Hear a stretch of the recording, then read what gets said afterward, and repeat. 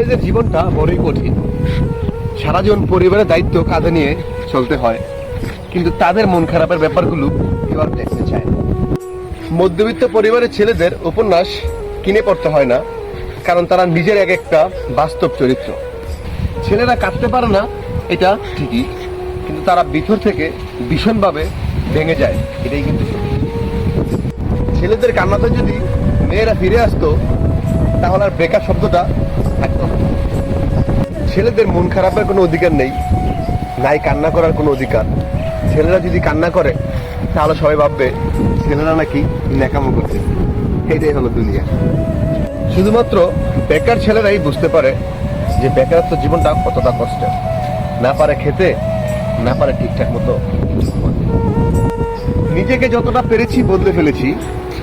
এখন যার অভিযোগ আছে সে তার নিজের পথ বদলানো উচিত।